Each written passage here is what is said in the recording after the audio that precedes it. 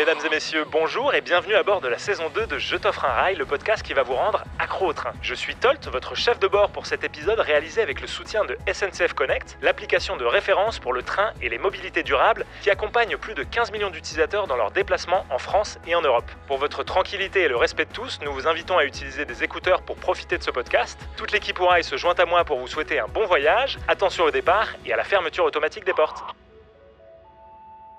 Salut Alexis. Salut Tolt. Comment ça va ? Ça va très bien et toi ? Eh ben ça va super. Très content de t'accueillir puisque tu as une expérience assez folle à nous raconter. Avant de rentrer un peu plus dans le vif du sujet, je voudrais à nouveau remercier notre partenaire, le Studio du Passage, qui nous accueille pour enregistrer ce podcast. Franchement, c'est des conditions assez nickel. Ceux qui nous écoutent, si vous voulez produire votre podcast, n'hésitez pas à faire appel à eux. Alors, écoute, pour démarrer, peut-être que ça peut être intéressant que tu te présentes, que tu nous dises qui t'es, d'où tu viens, quel âge tu as, ce que tu fais dans la vie, enfin voilà, qu'on cerne un petit peu le personnage. Alors, je m'appelle Alexis, j'ai bientôt 30 ans. Je suis producteur de vidéos, de podcasts surtout. Et en ce moment, je réalise ma bucket list. J'en ai fait 8 pour l'instant, 8 défis, on va dire. Et on va parler du 8e qui est Paris-Bangkok en train. Et voilà, au quotidien, je suis aventurier. J'aime bien partir parcourir la France, l'Europe et surtout à pied. Là, je m'apprête à en faire quelques-uns à vélo, quelques expéditions. Je suis un baroudeur explorateur, on va dire. Avant qu'on parle plus précisément de ce voyage Paris-Bangkok, j'aimerais que tu me parles un peu de ton rapport au train. Est-ce qu'on peut considérer que tu es accro au train ? Est-ce que le train coule dans tes veines ? Avant ce voyage, j'aimais déjà beaucoup. Là, ça a un peu accentué mon amour pour le train, surtout pour le train lent, pas forcément le TGV, mais j'en prends souvent. Je vais voir ma mère dans le sud assez souvent et il y en a un que j'ai découvert il n'y a pas longtemps, c'est le Paris-Toulouse, qui est incroyable. Lequel, l'Intercité ? Ouais, il est ouf, surtout que il faisait beau temps quand j'y suis allé, donc il y a plein de beaux paysages, il va lentement, j'aime bien. Donc voilà, j'aime beaucoup le train en général. Pour voyager en France, je préfère le train. J'avais jamais testé le train de nuit, et ça c'est la grande surprise, on en reparlera après. J'ai fait que des trains de nuit jusqu'à Bangkok, donc là je commence à être expert, tout allait bien. Ouais, mais le train te manque pas trop ? Je vais le prendre bientôt. Ok. Ça manque un peu. Bon, alors, ce que je te propose, c'est que tu nous parles un peu ce qui a nourri ce projet, ce qui a initié ce projet d'aller jusqu'à Bangkok en train. Comment t'en es arrivé à construire ce projet ? Déjà, j'arrive bientôt, comme j'ai dit, à mes 30 ans. J'ai eu un petit déclic en me disant, j'ai beaucoup de rêves d'exploration, de voyage, etc. Et j'avais du mal jusqu'ici à passer à l'action. Et donc, du coup, je me suis mis à faire cette bucket list. Je me suis dit, OK, qu'est-ce que j'aimerais faire ? Enfin, dans cette liste, il y avait un long voyage en train. À la base, je voulais partir jusqu'au Liban, qui est mon pays d'origine. Et j'ai vu que c'était impossible. J'ai regardé si je pouvais aller en bateau, etc. C'était impossible. Donc, bref, j'ai cherché par tous les moyens. J'ai appelé des agences, mais bref. Et puis, il y a ma copine qui m'a dit, pour le travail, je dois aller à côté de la Thaïlande, etc. J'ai envie d'y rester 2 mois. Viens avec moi. Et je dis, mais pourquoi faire ? J'aime pas forcément l'idée des vacances loin. Enfin, on a tellement à faire en France, etc. Donc, je me suis dit, je vois pas l'intérêt.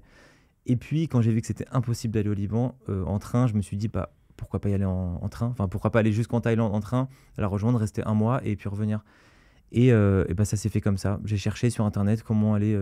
J'ai fait chercher Paris-Bangkok en train. Je suis tombé sur plein de vidéos de toi, déjà des voyages en train, des gens qui racontaient aussi des voyages en train sur ce podcast. Et ça s'est fait comme ça. Hein. Je l'ai tracé. J'ai fait un Notion, donc une page de gestion de voyage, on va dire de mon voyage. J'ai tout noté, tous les prix, comment y aller. Il n'y a pas de train pour tout. Parfois, il faut prendre des bus, des minibus, des taxis, bref. Mais j'ai quand même réussi à faire un tracé approximatif. Et après, j'ai pris mon premier billet jusqu'en Roumanie. Et je me suis dit, OK, à partir de là, j'y vais. Et c'était quand ça ? Le 9 mai. Je m'y suis mis vraiment début avril. Le 1er, je me souviens, j'ai commencé. Et je sais pas, 4-5 heures par jour, je regardais tous les forums, toutes les vidéos, etc. C'était ma prochaine question. Tu saurais estimer à peu près le temps que ça t'a pris pour préparer tout ça ? Vraiment 1 mois. Un mois de travail assez acharné pour organiser ça. C'est assez court parce que j'ai fait plein d'erreurs, mais c'est le temps que ça m'a pris. C'est le temps qu'en fait, surtout pour m'assurer que c'était faisable. Et à partir de là, tout a coulé, quoi. Okay. J'ai été beaucoup aidé. J'ai commencé à créer du contenu à ce moment-là, en tout cas avoir une toute petite communauté. Et donc j'ai eu plein de retours de gens qui me disaient « Ah non, là tu peux pas passer par là sans avoir ce visa-là. Là tu peux pas passer parce que cette frontière est fermée depuis mai dernier. » Enfin bref, et donc J'ai eu beaucoup d'aide, et heureusement, parce que j'allais faire énormément d'erreurs. Donc 1 mois, c'est vraiment pas beaucoup. Mais en tout cas, ça m'a suffi pour partir. Ça illustre bien la différence qu'il peut y avoir entre prendre un avion, aller je suis sur Skyscanner ou je sais pas où, en 3 clics, tu as ton avion, hop, c'est réglé, et l'organisation d'un voyage pour faire cette même, on va dire, cette même liaison, mais en train. Ouais. Tu as vu, le temps qu'on y passe, bon, voilà. Moi, c'est pareil, c'est ça qui avait nourri un peu l'idée de lancer Ourail. C'est vraiment quand j'ai voulu organiser mon premier long voyage en train, à l'époque, c'était pour aller en Iran. J'ai vu que voilà, il fallait y passer des heures et c'est intéressant d'avoir aussi ton retour là-dessus. J'ai oublié un détail, c'est des sites comme Ourail et d'autres qui m'ont permis de... En fait, ils m'ont montré que c'était possible d'aller jusqu'en Turquie. Et je me suis dit, j'ai tellement envie de visiter la Turquie. Donc, c'est ça aussi qui m'a permis de passer à l'action, de passer juste de 0 à 1. Et donc, qui m'a permis de me lancer. J'avais oublié ce détail très important. Écoute, ça Donc, fait merci. plaisir. Ça fait plaisir de savoir que même si aujourd'hui le site est largement perfectible et on prétend pas être exhaustif, c'est cool de savoir qu'on remplit cette mission de pousser à passer à l'action. Et alors donc, si je résume, en gros, le fait d'aller à Bangkok, ça s'est un peu fait en fonction des opportunités. C'était pas un rêve vraiment d'aller à Bangkok pour toi. D'ailleurs, intéressant de savoir que tu es allé au Liban, puisque c'est un pays que j'avais vraiment adoré découvrir il y a quelques années. Et effectivement, j'imagine pas la galère que ça doit être pour y aller en train. Ok, et donc, alors, est-ce que tu peux nous décrire un peu dans le détail les différentes étapes que tu as faites, peut-être une idée de budget pour faire ce voyage? Pour aller jusqu'en Thaïlande, ça m'a coûté en train, bus, etc. 800 €. Donc vraiment, jusqu'à Bangkok. C'est vraiment 800 € pile. J'ai eu quelques écarts parce qu'à un moment, je me suis trompé de train, du coup j'ai payé 100 € de plus. Mais en tout cas, tel que c'était prévu, c'est 800 €. Que les déplacements. Ouais. Okay. Après, il y a eu 100 € de visa pour la Russie et pour le Laos. 600 € de consommation, de logement, etc. Alimentation et tout ça. Donc c'est ultra réglo. C'est ultra réglo. Pour 1 mois de voyage, c'est la meilleure expédition de ma vie. J'ai payé du coup 1500. Parce que ça fait tellement longtemps que j'ai pas regardé les prix des avions que j'ai aucune notion de combien ça coûte de faire un Paris-Bangkok en avion, mais j'imagine que ça va pas être très loin de 800 €. Aller-retour, c'est 900 €. Ouais. À ce moment-là, en tout cas, je regardais assez régulièrement pour comparer. 900 € l'aller-retour. Là, je parle que de l'aller pour le coup. Ouais. Mais tu restes pas un mois. Oui, non, après, mais le logement, la nourriture, c'est etc. incomparable, ça c'est clair. Mais pour quelqu'un qui aurait du temps et qui se dirait j'ai tel budget, je trouve que ça va, tu vois, de se dire j'ai mis 800 €. Ah ouais, c'est pas déconnant. C'est vraiment pour tout ce que ça apporte et la longueur aussi du trajet. Ouais, non, c'est vraiment pas. Et donc, tu as déconnant. mis combien de temps exactement pour faire entre le moment où tu es parti de Paris et le moment où tu es arrivé à Bangkok? Du 9 mai au 7 juin, donc vraiment 1 mois. Alors, j'ai pris un train direct jusqu'en Autriche. Le premier train, c'était Paris-Vienne de nuit, c'est ça? Ouais, exactement. Le soir même, donc sans dormir en Autriche, donc j'ai vu un ami là-bas, c'était cool. Le soir même, je suis allé jusqu'en Roumanie. Ok, donc tu as repris un train de nuit pour aller jusqu'à Bucarest, c'est ça? Ouais. Et là, il y avait le meilleur wagon-bar que j'ai vu dans ma vie, incroyable. Des petits sandwichs à je sais pas, 2 €, 3 €. On a pris un café, j'ai rencontré un autre Français là-bas, voyageur, et c'était vraiment cool. Et ça, c'est dans mon souvenir, il est assez long, il met genre 20-24 heures, enfin 20 heures à peu près pour aller à Bucarest, c'est ça? Je suis arrivé relativement tôt, je crois que ça met 15 heures ou 17 heures, entre 15 et 17, mais moins de 20, c'est sûr. Je crois que c'est Roumanie-Turquie qui est long. Ah oui, possible. Ouais. Le train, alors que là j'ai dû prendre le bus parce que le train n'était pas encore arrivé, c'est à partir du 10 juin je crois. Roumanie-Turquie, j'ai mis 12 heures, mais je crois que le train c'est 20 heures, un truc comme ça. Beaucoup plus long parce qu'il y a un changement de rail, je crois, je sais pas trop. Paris-Vienne, train de nuit, ensuite Vienne-Bucarest, train de nuit. Ouais, ensuite, je reste 3 jours là-bas. 3 jours à Bucarest. Ouais, ensuite je pars en bus direction la Turquie. Donc tout ça c'était prévu en avance. Donc j'avais déjà mes billets, j'avais déjà mes Airbnb, Booking, etc. J'arrive en Turquie, j'ai aussi 3 jours. Et là commence l'inconnu, l'imprévisible, l'imprévu et l'aventure. Donc à partir d'Istanbul, tu n'avais plus rien planifié. Exactement. Je savais à peu près par où passer, mais j'avais encore rien planifié. Ok. J'ai fait 26 heures de bus. Ça, c'était long. Alors, il y a plein de moyens pour arriver à Tbilissi, donc pour ensuite accéder à la Russie. J'ai choisi le bus parce que c'était le moins cher, le plus rapide. Et d'ailleurs, c'est à ce moment-là que j'ai repensé totalement mon voyage. J'avais pas encore assimilé le but de ce voyage. Et j'ai compris à ce moment-là que c'était vraiment le voyage en train et le voyage en général, le déplacement qui m'animait et que j'avais envie d'explorer parce que j'avais pas forcément beaucoup de temps. et parce que j'avais envie d'explorer ça. J'ai compris à ce moment-là et je me suis dit, ok, bon, en fait, le but, à partir de maintenant, c'est de rester dans des trains et dans des bus pour rencontrer des gens, pour vivre cette aventure-là, et c'est pas de rester dans des grandes villes. Parce que dans ce genre de voyage, rapide en tout cas, c'est que des axes principaux et c'est que des villes principales, c'est que des capitales que je traversais. Donc, il n'y a rien d'extraordinaire à visiter. Alors que si j'avais pris mon temps, je serais passé par des campagnes, etc. Donc, à ce moment-là, je me suis dit, ok, bah, mon but, c'est de faire vite. Je prends un bus jusqu'à Tbilissi, en Géorgie. Et après, je vais directement en Russie. J'avais déjà pris mon visa avant. Et ensuite, là, c'était 7 jours de train. Donc, si j'ai bien compris, en gros, à ce moment-là du voyage, tu t'es dit, en fait, c'est pas très intéressant de passer par des capitales. Enfin, c'est pas forcément ce qui m'intéresse. Ouais. Je préfère aller le plus directement, avancer le plus directement, sans faire ces sauts de puce et faire des découvertes au fil du chemin. Exactement. Okay. Je pensais à chaque fois prendre le temps, visiter, mais en fait, ça m'intéressait pas. Enfin, c'est génial dans le cadre d'un voyage touristique de visiter, mais là, j'avais pas du tout envie. Okay. Et je travaillais pas mal aussi sur les montages des podcasts. Donc, en fait, je restais à la maison, je restais dans des cafés, etc. Donc, ça, c'était pas très intéressant. Donc, oui. Voilà. Je me disais, je vais m'arrêter pour me reposer, mais uniquement pour me reposer. Ouais, mais si tu avais été plus libre, tu aurais peut-être eu plus de plaisir justement à t'arrêter dans les villes. Bon, après, moi, Bucarest, j'avoue que c'est pas la ville qui m'a le plus enchanté. Je sais pas en parler. Pour être gentil, on va dire. Par contre, Vienne, je trouve que c'est une ville exceptionnelle. Ouais. Et là, pour le coup, si tu as du temps, passer 2-3 jours à Vienne, c'est génial, quoi. Istanbul aussi. En fait, c'est très frustrant déjà de passer par en train, donc c'est des trains assez lents. Je passais par des villages et tout, je me disais, j'ai tellement envie d'y aller, j'ai tellement envie. C'était trop frustrant, mais mon voyage, il aurait duré 8 mois, enfin, ça aurait été différent. Et pour un voyage de 8 mois, par contre, ne passez pas par les capitales. Vraiment, aller dans les petites villes. S'il n'y a pas la contrainte du temps, il faut vraiment passer par les petits villages et les campagnes. Mais là, oui, Vienne, c'était magnifique. Donc, je suis allé voir mon ami, j'y suis allé en marchant. Je me suis baladé dans la ville, j'ai rencontré mon premier abonné. J'étais très content, trop sympa, Baptiste. Et puis, ensuite, Bucarest, je m'y suis arrêté, mais j'ai surtout fait du sport, j'ai un peu travaillé, etc. Et Istanbul, c'était tellement bon. Qu'est-ce que c'était bon. Ouais. Mais ouais, très frustrant de pas pouvoir visiter. Je sais qu'il y avait des super mosquées, des super églises. T'as rien fait du tout ? J'ai vraiment rien fait. Ah ouais. Je me suis juste baladé à pied pour aller manger, pour déguster. Donc j'ai vraiment visité la ville culinaire, mais pas forcément la ville historique. Tout était beau, je sais. En fait, c'est vraiment la réunion entre l'Asie, l'Orient, l'Europe, et ça se voit directement. À travers les gens, à travers l'architecture, les rues, tout était un mélange de tout. Donc, alors, j'ai pas bien compris pourquoi parce qu'il y a un TGV qui fait Istanbul-Ankara et après Ankara-Kars, si je dis pas de bêtises.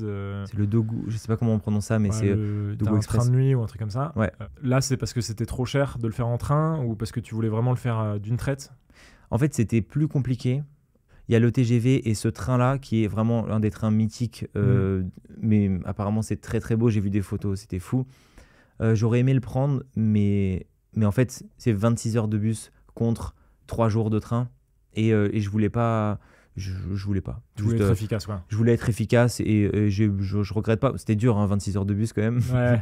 Et me réveiller toutes les 2 heures pour aller se balader. Mais ouais, non, c'est juste une question de temps, un peu une question de budget, parce que c'était forcément un peu plus cher. C'était 50 € en bus et à peu près 100 € en train, etc.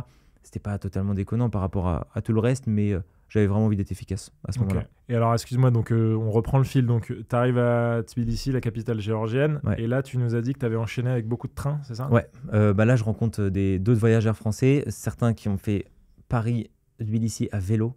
Ça, des fous, vraiment. Une notamment, d'ailleurs, beaucoup de femmes sur le trajet et qui sont d'un courage, mais vraiment, je comprends pas. Moi, je me sentais fort, Paris-Bangkok. Non, c'est en train sur plusieurs mois, à vélo sur plusieurs mois et tout. Donc, je rencontre ces voyageurs, je suis très content. Juste avant d'aller en Russie, et donc je reste 2 jours à Tbilissi, et ensuite je prends un minibus pour aller jusqu'à la frontière russe. Et l'arrivée en Russie, elle a été surtout à Moscou, elle a été très, émouvante, parce que c'était pas prévu que je passe par la Russie. Je pensais passer par ailleurs, mais au final j'ai compris très vite que j'allais y passer. Et quand j'y suis arrivé, j'étais tellement étonné. En fait, c'est tellement d'histoires, tellement de tellement de culture, et d'une culture. C'est vraiment le début d'une différence énorme par rapport à ce que j'ai vécu jusqu'ici, parce que je suis jamais parti aussi loin. Donc j'arrive là-bas et là je prends un train d'une journée et demie jusqu'à Moscou et juste après un train de 5 jours qui est le transsibérien, le mythique transsibérien, jusqu'à la frontière mongole. Donc ça fait vraiment en tout 7 jours de train qui ont été les 7 jours les plus fous de ma vie, vraiment. Ok, bon, alors Incroyable. on y reviendra un peu. Et Ouais. donc, après la Mongolie, tu reprends un train. Ouais, j'arrive à la frontière mongole, je prends un bus jusqu'à Ulaanbaatar, capitale de la Mongolie, et après je prends train, minibus, bus pour aller jusqu'en Chine, jusqu'à Pékin. Ok, donc tu arrives à Pékin. Ensuite, Je reste 2 jours pour avoir un ami, finalement 3, et là je prends un train de nuit pour aller jusqu'au sud de la Chine, et ensuite juste 2 minibus pour aller d'abord à la capitale du Laos, Vientiane, et ensuite jusqu'à la capitale de la Thaïlande, Bangkok. ok. Donc là, il s'est écoulé un mois. Là, il s'est écoulé un mois. Incroyable. Ouais. Et justement, jusqu'à la Turquie, c'est assez simple. Russie, ça doit être à peu près jouable. Russie, c'est pas évident parce que tu peux pas utiliser ta carte. Ah oui. Tu peux rien utiliser, tout est bloqué, Insta, etc. Donc c'est pas si évident. Donc faut avoir du liquide sur soi. Faut avoir du liquide sur soi, faut le retirer en amont, Ouais. surtout, et il faut bien calculer, parce que si tu calcules pas bien... Moi, à la fin, il me manquait 5 euros, donc j'ai l'équivalent de 5 euros, donc j'ai donné 5 euros, vraiment des euros, et le chauffeur du bus, il m'a insulté dans sa langue, je dis désolé. Donc j'ai pu aller à la frontière mongole. Donc là, c'était pas trop galère justement de réserver les billets pour le transsibérien ou le train pour Moscou. J'ai eu beaucoup de chance, c'était pas une période très utilisée, donc j'ai pu aller en gare, ils m'ont dit oui directement. Je suis arrivé juste avant le train pour aller jusqu'à Moscou, et ensuite quelques heures avant le transsibérien, donc j'ai eu le temps. Ok. J'ai eu de la place et ça s'est fait de manière assez fluide, donc j'ai eu vraiment de la chance pour eux. Mais si j'avais pas eu cette chance-là, je sais pas ce qui serait arrivé. Donc t'aurais peut-être attendu 2-3 jours sur place, quoi. Ouais, mais j'avais pas d'argent, donc bon, j'aurais misé sur la chance. Mais j'ai pris ce risque-là. Enfin, c'était vraiment excitant, quoi. Je me suis dit, je sais pas quoi faire, mais si jamais ça passe pas, je suis un peu dans le pétrin. Ça sort de sa zone de confort. Hein. Exactement. Ouais. Ok, et une fois arrivé en Mongolie, Chine, etc., c'est pas trop compliqué? Une fois que je suis arrivé en Chine, tout était plus ou moins prévisible. Mais c'était vraiment, en gros, le vrai inconnu, c'était entre la Géorgie et Pékin. Enfin, c'était vraiment un train de nuit, marcher un petit peu jusqu'à la gare, un train de nuit pendant 5 jours, un bus, un autre train de nuit, un minibus, un bus. Enfin, c'était tellement de détails et je me suis perdu. En plus, les détails n'étaient pas forcément validés par les différentes communautés. Normalement, il y a des trains directs, mais maintenant, c'est fermé avec tous les problèmes liés à la Russie et même un petit peu avant avec le Covid. Ouais, donc tous les éléments n'étaient pas forcément clairs. Ouais. Et donc, l'aventure était un peu complexe. Mais après Pékin, c'était très facile. C'est facile de réserver, ouais, après Ouais, après tout se fait sur Internet, j'ai pu tout faire en avance. C'est en anglais Ouais, avec une traduction un peu bancale, mais oui. Ok. Ça, c'est sur les applis. En Chine, c'est assez simple. Il y a plein d'applis pour ça. Ok. Donc, c'est facile. Ça, c'est bon à savoir. Ouais. Et pareil au Laos, dans les autres pays asiatiques. J'ai fait sur One2Go, Asia. C'est très simple. Donc, j'avais écrit tout. Et à un moment, je me suis dit, en fait, j'ai plein de trucs, j'ai plein d'éléments avec des équipements, avec des trajets, des prix, etc. J'en ai fait un guide. Je l'ai offert à plein de monde. Donc, voilà. Donc, si vous voulez avoir tout le trajet et savoir où chercher l'information, surtout, il y a un guide pour ça, gratuit, que je peux offrir à qui le souhaite. On le mettra en description. Ok, bon, on a une photo assez claire, on va dire, de tout l'itinéraire. Ça, c'était vraiment un peu pour les aspects pratiques, etc. Maintenant, on a envie que tu nous parles un peu du voyage en lui-même. Quelle est l'étape que tu as préférée? Je crois avoir compris que c'était plutôt le transsibérien, mais peut-être que je me trompe. Ouais. En fait, il y a différentes classes à partir du moment où on arrive en Asie. Il y a la 2e et 3e classe. J'ai pas testé la première. Pour moi, elle n'existait pas, mais c'est assez logique qu'elle existe, quoi, s'il y a la 2e et 3e. Donc pour aller jusqu'à Moscou, j'ai pris la 3e classe. Et là, il s'est passé quelque chose d'assez extraordinaire. Je joue aux échecs tout seul, je sais pas pourquoi, mais je voulais tester des trucs, etc. Il y a ma voisine, qui est une dame de, je sais pas, peut-être 60-70 ans, qui m'a proposé à manger. Donc j'étais très content. Je lui ai dit non, si, t'inquiète. Donc, ouais, voilà. Et on a réussi à traduire quelques trucs, et après elle m'a parlé de ma mère. Elle m'a dit votre mère a un très bon fils, donc je lui dis dis-lui. Et donc on a essayé de discuter avec Google Translate, et juste après il y a un voisin en face qui a dit est-ce que je peux jouer aux échecs avec toi? Je lui dis, ouais, moi, je sais pas très bien jouer et tout. Il dit, si, t'inquiète. Donc, on a commencé à jouer aux échecs. Et pendant. Et là, tu parlais comment avec lui? Avec des signes, vraiment. Ok. C'est ça, oui, ok, cool. Ouais. Voilà. Parce qu'il parlait pas du tout anglais. Pas du tout. Ouais. Vraiment de la Turquie jusqu'à en Thaïlande, personne ne parle anglais. Mais strictement personne. Donc, c'était uniquement des signes. Et quand j'avais un peu de réseau, Google Traduction. Et donc, on a joué aux échecs avec ce monsieur. Je l'ai battu. On a joué aux échecs. Un russe. Hein. On a joué aux échecs. Enfin, j'ai joué aux échecs contre un autre. Je l'ai battu. Après, il y a tout le monde qui commençait à venir. J'ai un petit peu peur. Et pendant 3 heures, on a joué aux échecs. J'ai joué aux échecs contre tout le monde. Et je suis pas très bon de base. Mais là, j'ai gagné toutes mes parties. Et ensuite, on s'est couché. Et le lendemain, on s'est pris dans les bras. On a vraiment passé un super moment alors qu'on parlait pas du tout la même langue. La dame était morte de rire. Je me suis fait plein d'amis sans jamais discuter avec eux. Et ouais, incroyable, vraiment incroyable. Mais ça, c'était pas encore le transsibérien, même si je l'inclus dans le voyage. C'était sur la partie jusqu'à Moscou? Ouais, exactement. Okay.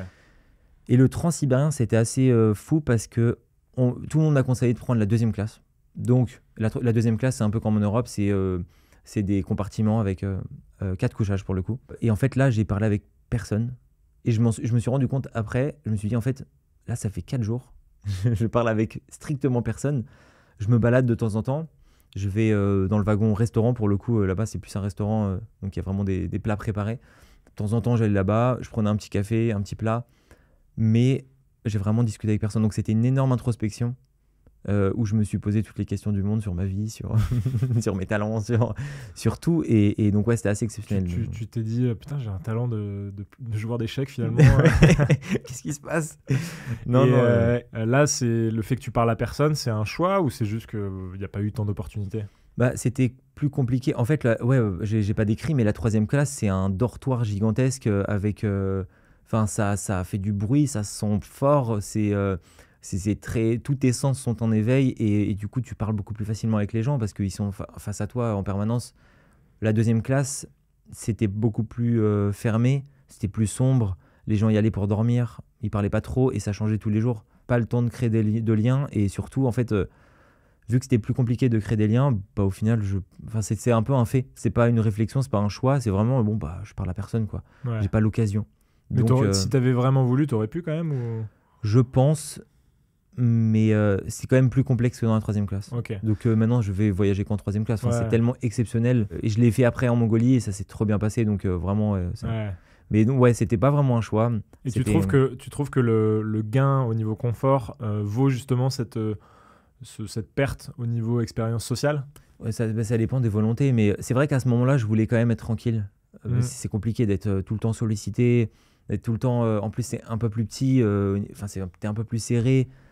Tu peux te coucher que le soir, alors que en 2e classe, t'es tout le temps, le lit est tout le temps fait pour, tu peux t'allonger quand tu veux, etc. Donc, je pense que 5 jours en 3e classe, c'est compliqué quand même. Ouais, mais bon, si vous voulez de la découverte et des rencontres, c'est vraiment 3e classe qu'il faut. Et tu sais si c'est possible de faire un peu d'hybride, genre un jour en 3e, la suite en 2e ou un truc comme ça? J'ai pas essayé, mais je pense que oui, j'imagine. Tout est... Ça a l'air assez négociable. Ouais, en fait, t'achètes 2 billets différents en caisse et c'est tout. Est-ce que t'as d'autres expériences ou anecdotes marquantes à nous raconter sur ce trajet à travers la Russie? J'ai fait un arrêt quand même d'une demi-journée sur le lac Baïkal. Et pareil, c'est la première fois de mon voyage que je m'arrêtais dans la nature.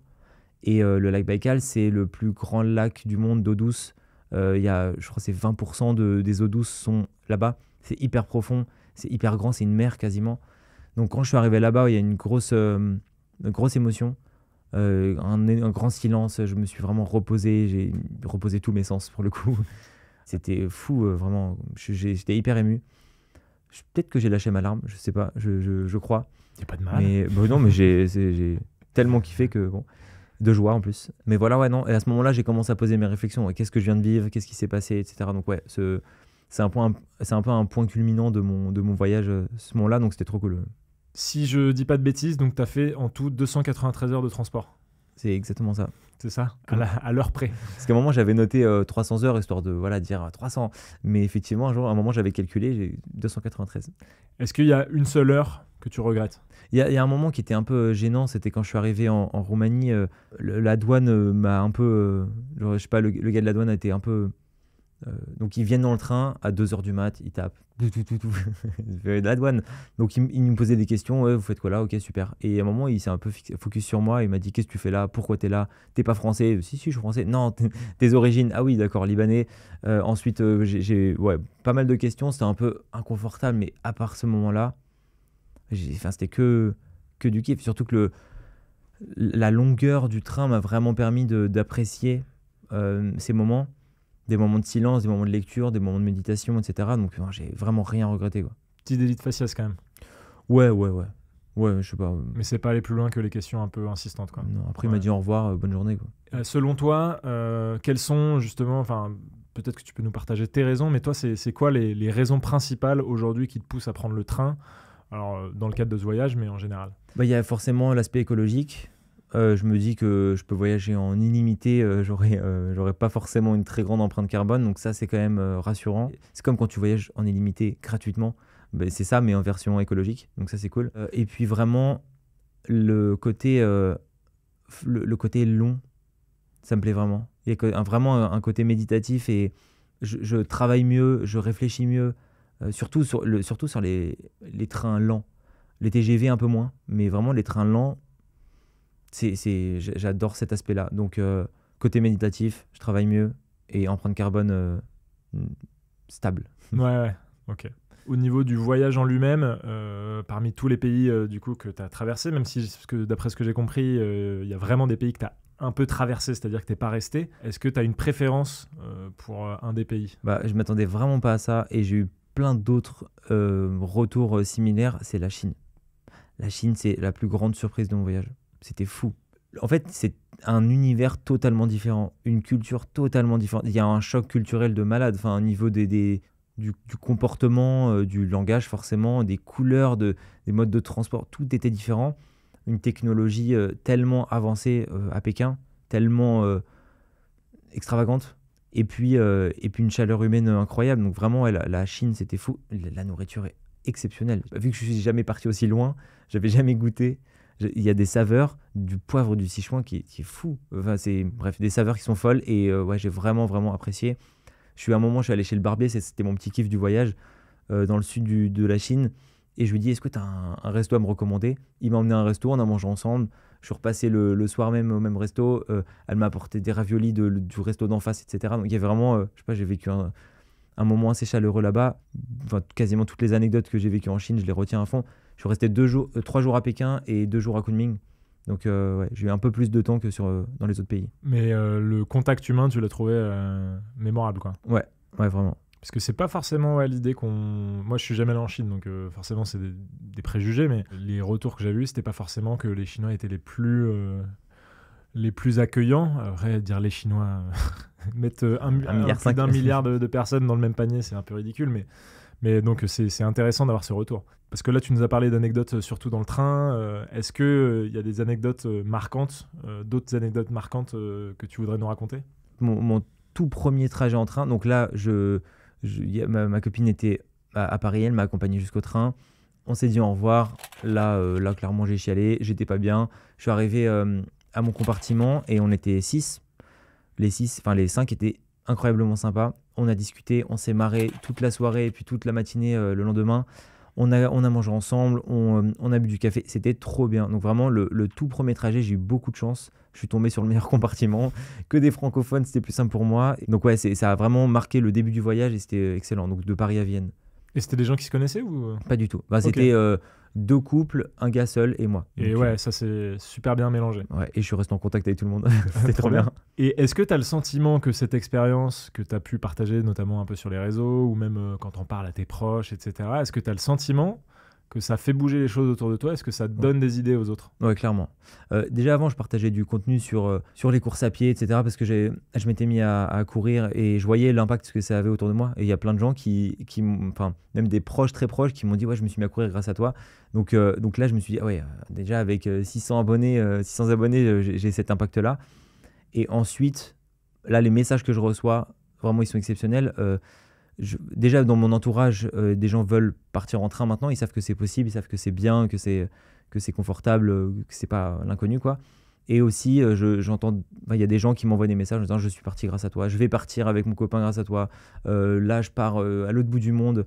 Donc ouais, je trouve qu'il y a un énorme impact. Et juste, je me dis c'est fou parce que juste en transmettant ce que t'aimes et ce que tu fais, sans forcément transmettre des informations, c'est pas intéressant, c'est juste inspirant.